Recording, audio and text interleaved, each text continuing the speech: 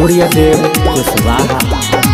घटना भइल हो दूर घटना भइल हो रउआ तबानी पटना देवर धोरी चटना भइल हो हर रउआ तबानी पटना देवर धोरी चटना भइल हो हर रउआ तबानी पटना देवर धोरी चटना भइल हो हर रउआ तबानी पटना देवर ओठ चटना भइल हो।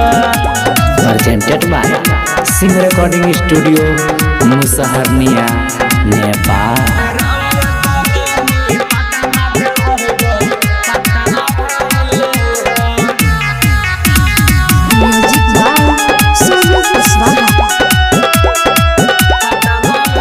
धके कवरिया में बारा मजा मरले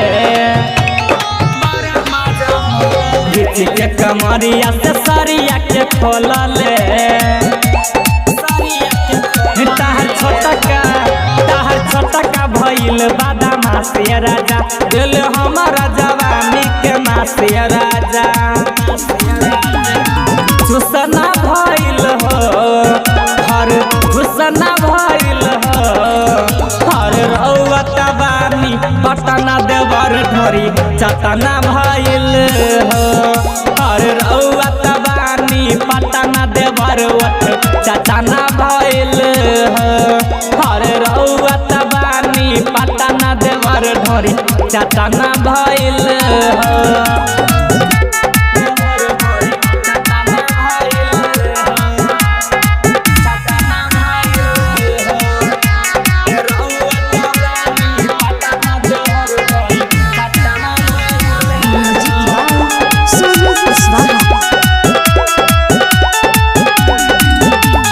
बरुए खराब सुना ओकर यदतिया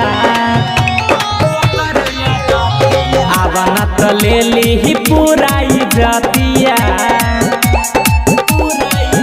जब देखेला अकेला पाजा धरे लागेला सूर्यदेव मूड बिगाड़े लागेला